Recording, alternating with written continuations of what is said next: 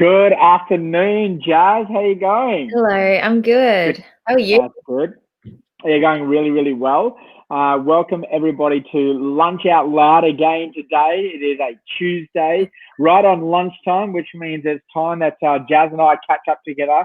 We don't actually eat lunch because that would be awkward, but we do have some great conversation together. This is our live podcast that Jazz and I do every single week, and the reason why we want it to be live is because we want you guys to engage in the conversation with us, which means you can add your comments, you can add your thoughts to what it is that we are talking about, and we will be able to answer your questions live as we're having the conversations as a part of what we do. So make sure you're jumping on and you're participating in it. This is Jazz and I talking about how we actually outwork the gospel every single day in our lives, but really it's just an opportunity for discipleship.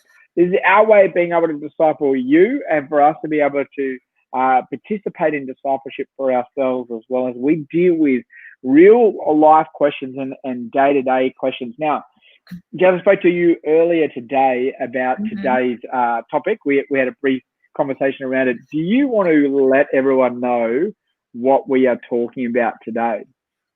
So we are discussing the question, can Christians be depressed? And so, just talking about all things mental health and how that aligns or how that is part of our Christian walk. Yeah. Now, we want to make sure that we make it very, very clear. I'm just going to talk to you guys really quickly so you understand where I'm coming from with this. I've been doing work within churches for around about 16 or 17 years now. Started out working for the Salvation Army, taking teams of people overseas on short-term mission exposure trips. Then I started developing some programs for the Salvation Army, particularly around evangelism. Worked for an Indigenous ministries in Ipswich, working in particular with the youth in that area. Followed up by working at Red Frogs as in a variety of different roles, but a lot of training and equipping of our leaders and volunteers around the nation. Now I've been a local pastor in Ipswich for 4 years, and so the experience that I bring to this conversation is one of lived experience, of pastoral care. I'm not trying to speak at this from a psychologist's point of view. Neither are Jazz and I are trying to pretend that we are the law on the subject or the only voice of reason in the subject. This is us trying to bring some thoughts and ideas around this and have a robust conversation around it. I'm going to share with you some of the most commonly asked questions I get around this.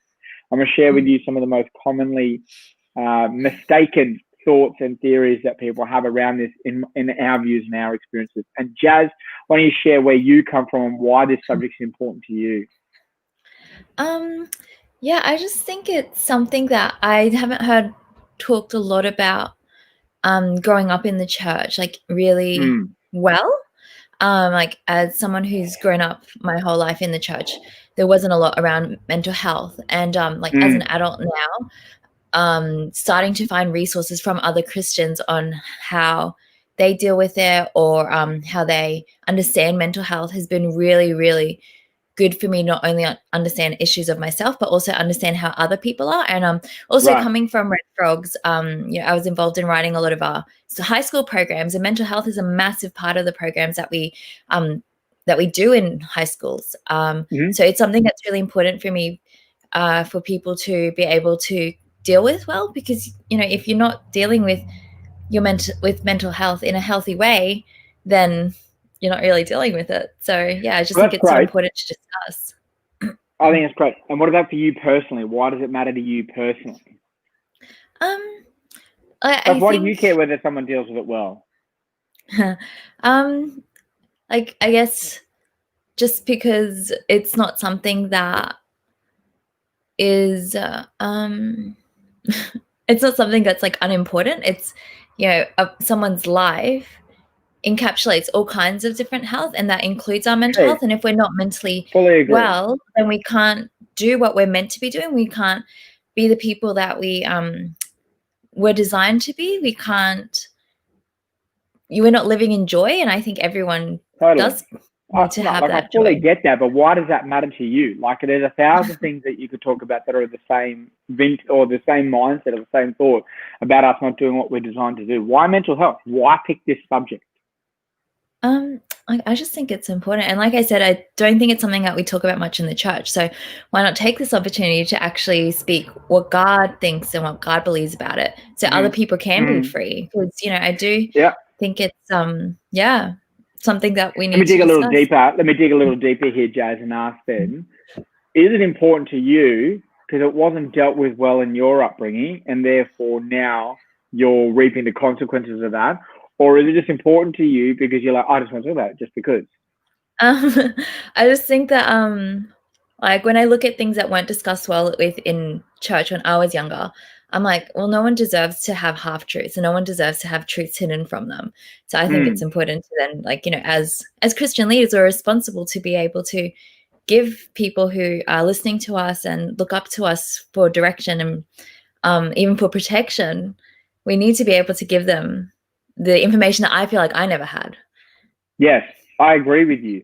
For me, it's important because I've gone through my own experiences of mental health.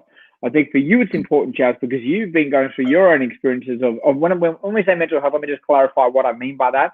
I mean, I've had experiences of poor mental health times where I haven't dealt with things well, where people have over-spiritualized certain aspects of our mental health journey. And that's some of the things that we want to break down. Jazz, have you had those experiences for yourself?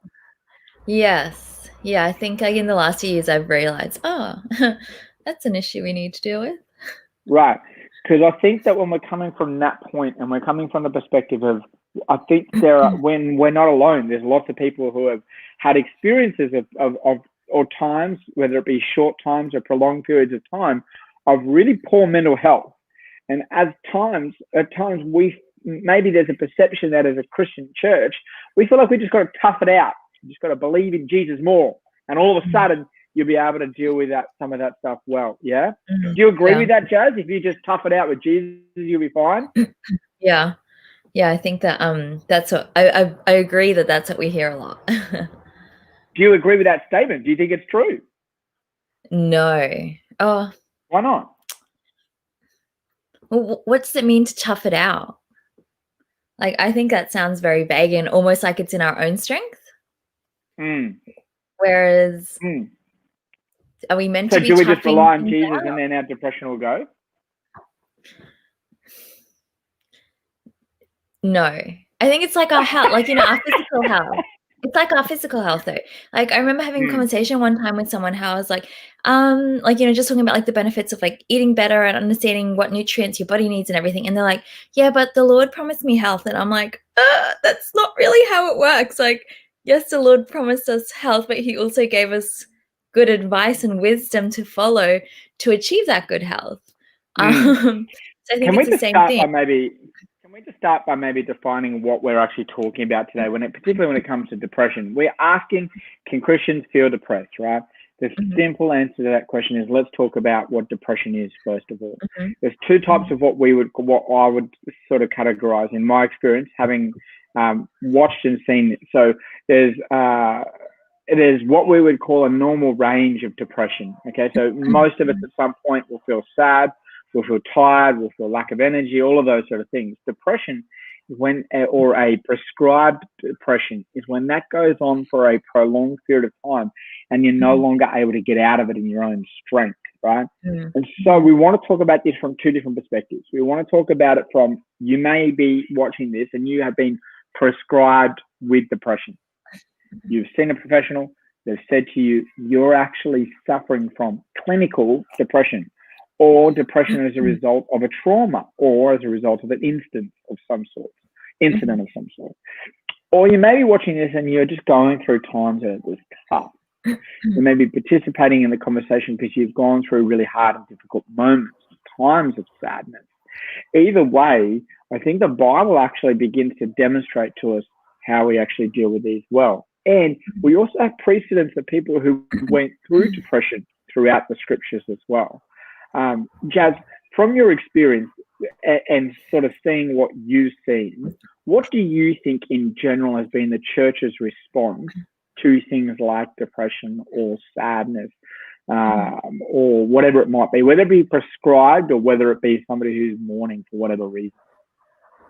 Yeah. I remember when I was like, maybe 10, I think around 10, I don't know if I heard the comment before or after this happened, but a friend of mine's dad was very, very, very, very depressed. And I remember hearing someone at church say, Christians, like, you're not a Christian if you get depressed. And like, I remember, Wow. like, you know, as a 10-year-old, I was like terrified for my friend, like, oh my gosh, like, what does that mean for her dad? Wow. So like, even, you know, even as a 10-year-old, how would I even know what any of that means? So I remember, yeah, just like freaking out about that, and then being really scared of knowing and understanding and even expressing any emotions of like, you know, too much sadness or even questioning depression. Wow. And then if, like, you know, if that was brought up, if someone said that they were depressed or anything, I'd be like, oh, we better address this quickly because, you know, it's like, it's not appropriate for Christians to be depressed. So I think that was really, like, you know, something poisonous that happened when I was quite young. And then even since then, like, yeah, I don't know. I just don't think that there's been much talk about it in general. But we're talking about it now. So do you still believe that that's true? No, I don't think that's true at all. You know, I go to, I now am hearing like Christians who are saying that they're going to counselors or psychologists, or even that they might be on some kind of medication to help them deal with their mental health issues that they are being challenged with. So yeah, I don't think it's true anymore. But yeah, that was one thing that I remember really stuck out at me, like at such a young age, about all of this. Can you think of some biblical precedents, Jazz? Like, if we're talking about depression, there's no point leaving the Bible out of this conversation if we are representing the church. What are some biblical precedences of people who went through any times of depression? Can you think of any? Yeah, I can think of two. David, if you read the Psalms is like full of so many where David's literally like, I want to die. Like, I'm in But the remember, depths. that may not all be David who's saying those ones, because David wasn't the only author of Psalms. All right, so, you know, the Psalms has examples then of like different ones where people say, I'm in the depths of like darkness and like, I can't stop crying. And then you've got Hannah, who I think was probably quite depressed because she couldn't have a baby. She was depressed to the point where she was in church or in the temple crying, couldn't even express her pain about it. Right. Yeah, great so yeah, examples. I think those are two examples. Can you think of any others? Plenty. Yeah, Job is a pretty good one. Job. Job went through some pretty severe depression, and even one that was quite surprising is if you look at Ecclesiastes, you can almost say that Solomon goes through depression as well, where he's like, everything is meaningless. You know, like I think that Solomon was so frustrated by the fact that he had wisdom, that he watched people who weren't using that, and it just frustrated him. Jonah, after he had the prophecy over Nineveh, he went through depression as well. A lot of the prophets actually went through times of depression as well. There's some people that have even theorized whether Paul went through depression as well. But there is definitely a lot of biblical example of people who have gone through times of depression. Why do you think that is, Jazz? Why do you think that God would allow such a debilitating condition to exist on earth? Is it just the same thing as sin? Like, you know, so is it our sin that causes depression? No, I mean, like, you know, people will say, oh, why does God let bad things happen? Well, he doesn't really. It's just the fact that sin has corrupted the perfection that we're meant to be living in. So is it just a corruption of our healthy mind? Sure. I mean, I'm asking you the question. What are your thoughts around it? Why do you think depression exists, and why does it seem like for some reason it seems to be on the rise? I'm not sure. Like, I guess you could say that,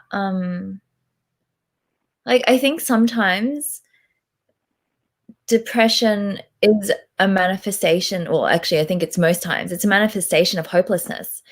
And, like, you know, whatever hope you might be hanging on to,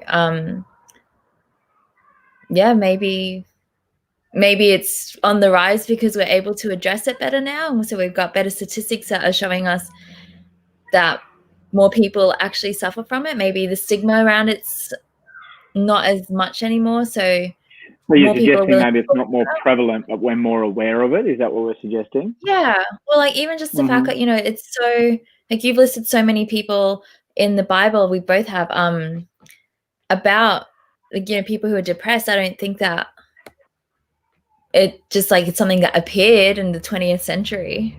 No, I don't think so either. I mean, we've coined the phrase in the 20th century, but I think previous to that, I think a lot of people went through forms of that misery or sadness or mourning. And like you say, even in the Psalms, you see those forms of great despair. I tend to agree with you, Jazz. I actually think it comes from the fact that we are separated from God, and that does have an effect on us.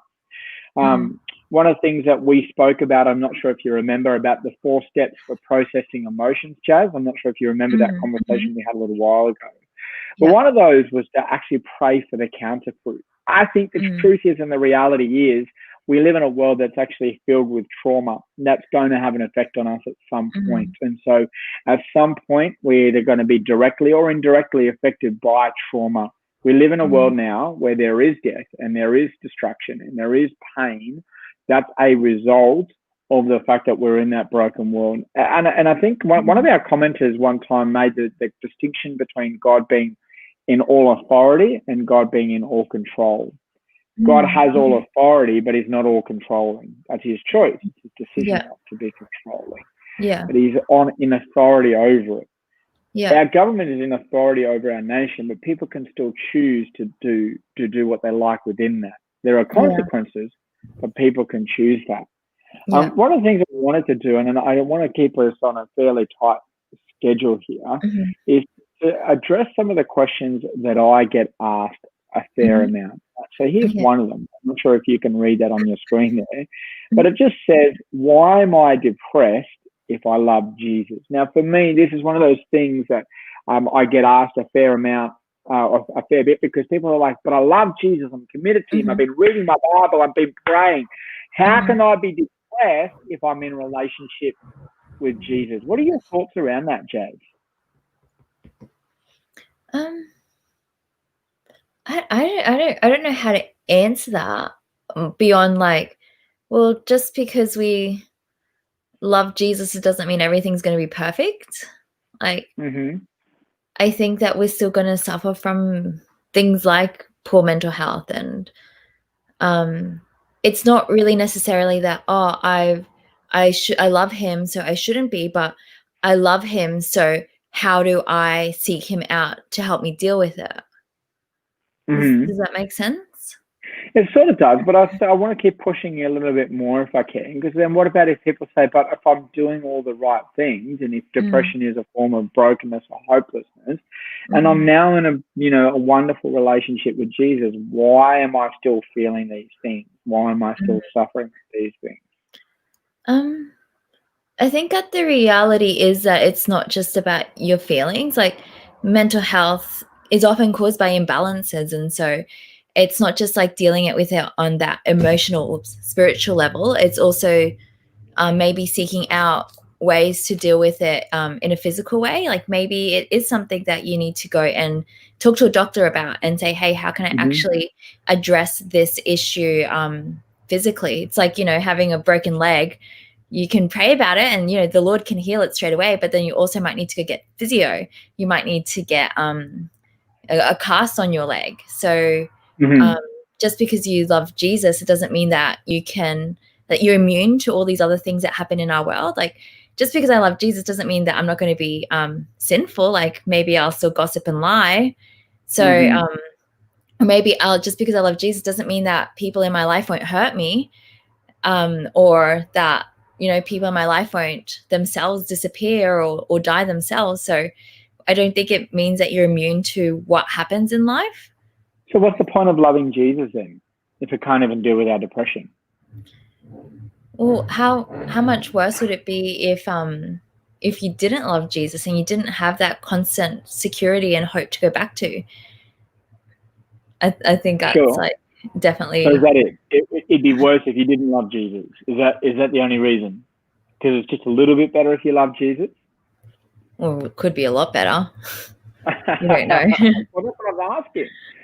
So if we're loving Jesus right now and we are still feeling these things, and you're saying, well, it'd be worse if you didn't love Jesus, what's the point of loving Jesus then?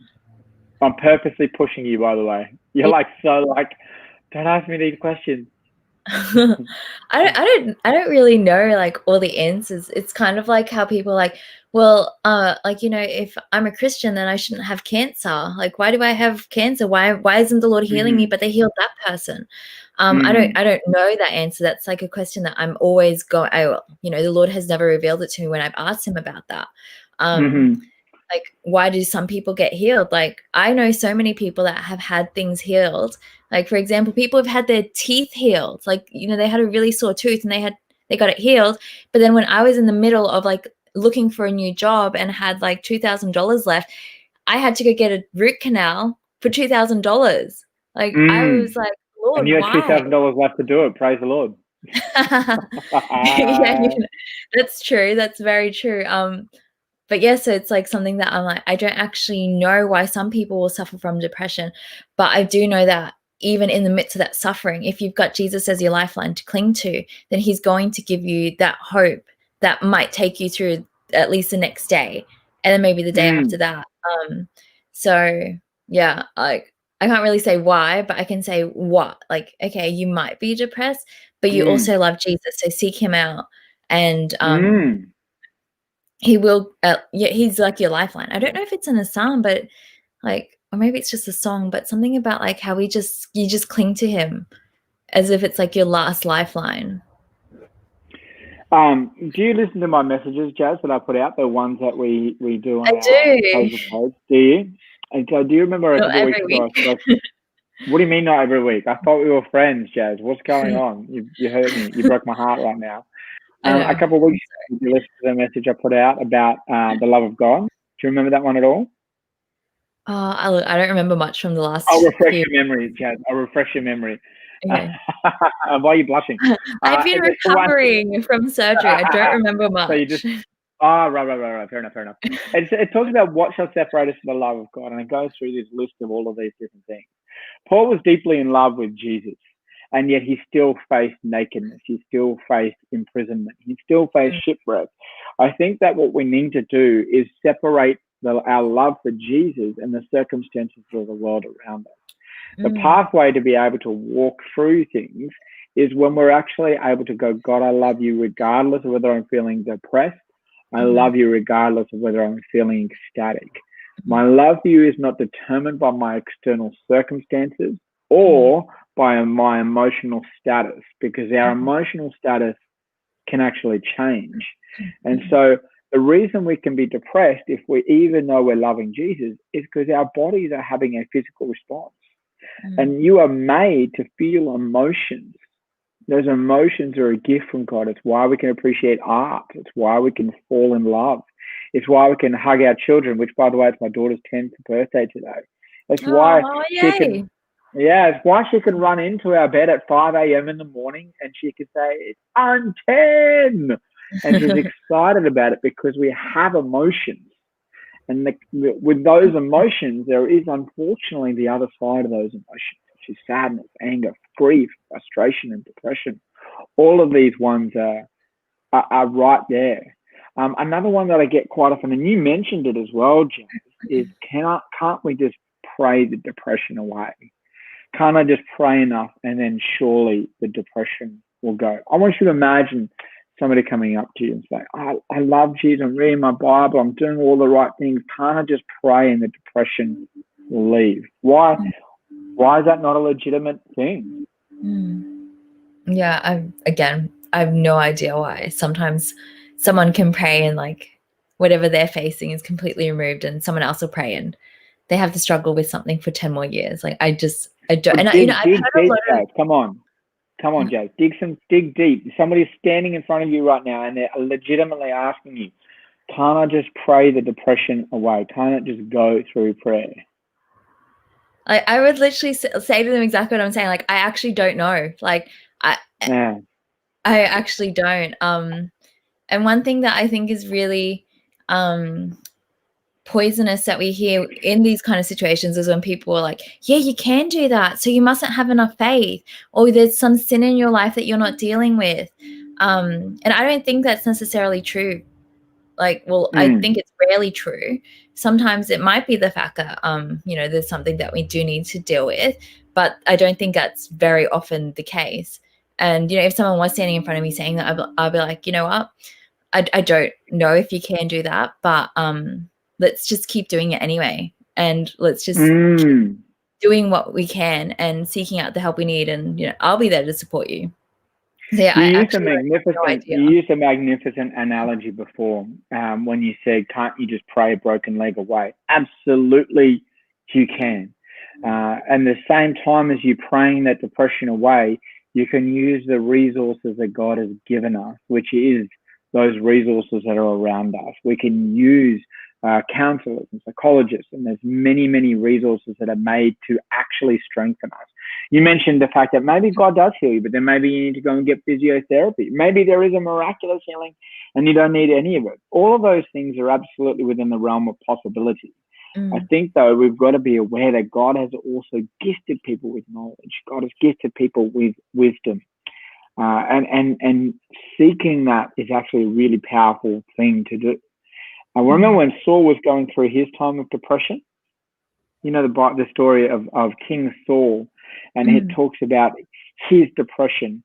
And they said, get David to come and play some music. It'll soothe your soul. So there were people who were bringing advice or counsel to King Saul. The Holy Spirit is a great counselor. We can pray for that Holy Spirit. We can pray for that wisdom. But I think one of the important things to understand is that it is part of our recovery. At no point in your recovery from any form of mourning or depression should you ever stop praying. I think the moment we discount and we take away the power of prayer, we do ourselves great damage. Prayer is a powerful part of our recovery.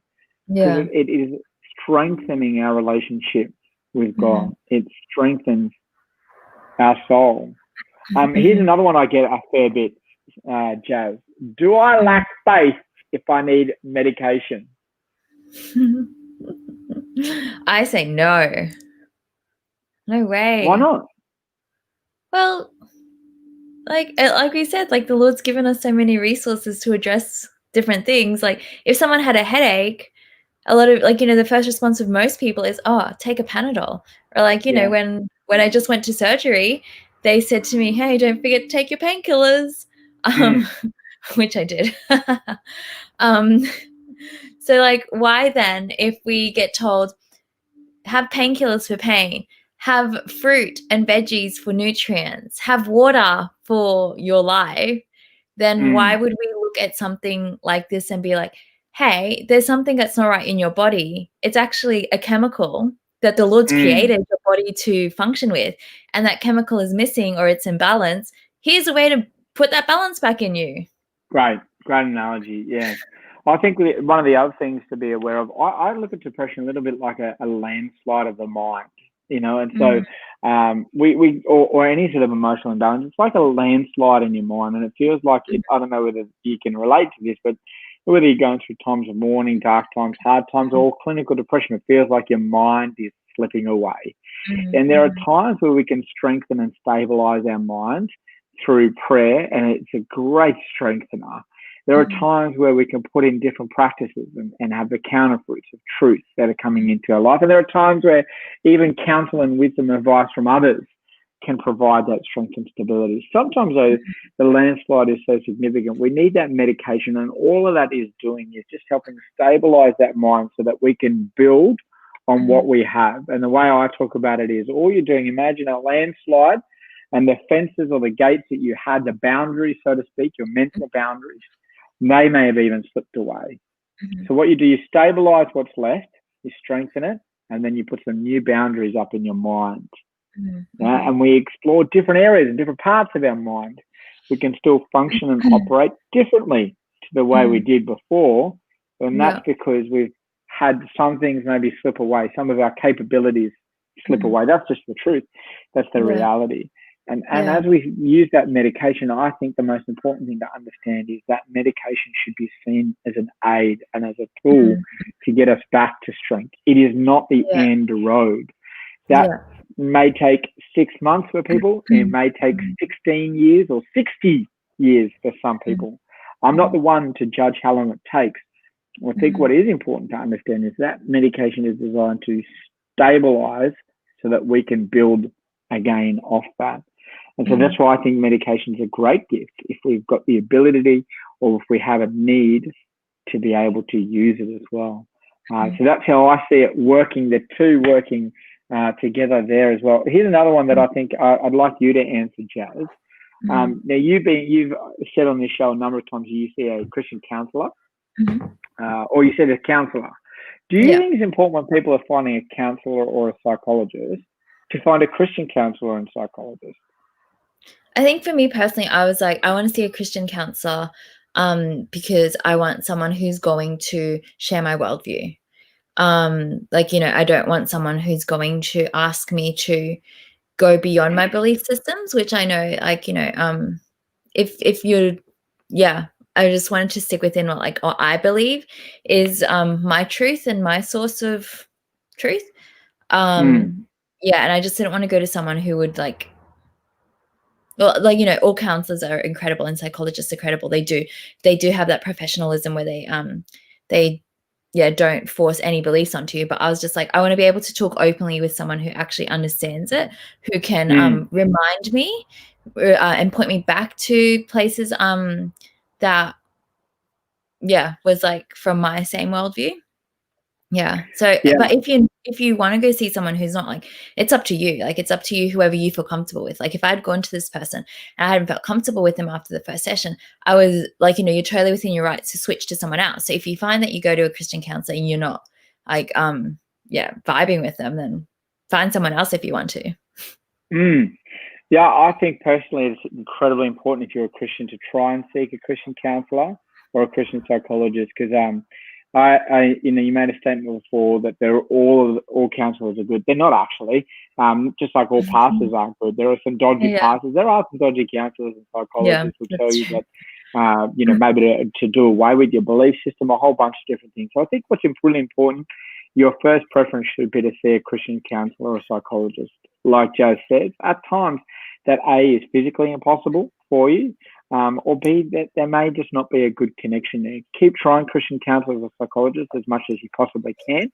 If you get to the point where you can't do it, you've got to find someone who does really respect and honor your belief system and doesn't try to erode that belief system. I think that's going to be really critically important. I suppose one of the things that I've gotten out of today, Jazz, is I really wanted to make this statement really clear, which is I think we're both on the same page. It is okay for Christians to feel depressed or go through depression. It's not okay for you to suffer in silence with it. It's not okay for you to think that if you just pray enough, it'll go on its own. It's not okay for you to think that your relationship with Jesus is weaker because you're going through depression. What is okay, what is normal, is for you to go through times of sadness, of mourning, and sometimes even for some people to go through a prescribed depression. I want to say this, as a pastor and as a leader, and as Jazz and I sitting here and sharing with you today, we want to both stand in agreement and say, if you're going through this right now, as you're watching this, please understand that Christ loves you very much. His love for you is not determined by whether you're feeling depressed today, depressed tomorrow, or depressed in a week's time. Use every resource that God has given you to be able to strengthen you, to rebuild yourself, and to be able to walk your way out of these times of depression. It's okay for a Christian to go through depression. Not okay for a Christian to stay there. Particularly not okay for us to stay there on our own. So encouragement to you is seek help. Make sure that you're gathering the resources and the right sort of people around you. And maybe you've got a friend, you're watching and you've been listening to us, and you've got a friend who's going through depression. Please give them the same advice we're giving you, which is work through it with others. Go and seek the help you need. Get every resource available to strengthen you, to be able to give you the best possible chance of working your way out of it. You are not alone if you're going through this right now. And you don't have to suffer alone. You don't have to suffer in silence. The church is right beside you. We may not understand everything you've gone through, but we can stand beside you. We can pray with you. We can make you a cup of tea. We can help you clean when you're too tired to clean. And we can just continue to demonstrate how much Christ cares for you, despite what it is you're going through. Hey, we just want to say thank you so much for joining us. Thanks for all those who commented and were able to participate in today's conversation. If you liked it, share it. Share this video with others. Put it on your wall. Tag somebody who may benefit from this as well. Thanks again for listening. God bless you guys, and we will see you again next week. Thanks for joining us again, Jazz, and look forward to catching up with you soon. Bye. Bye, everyone.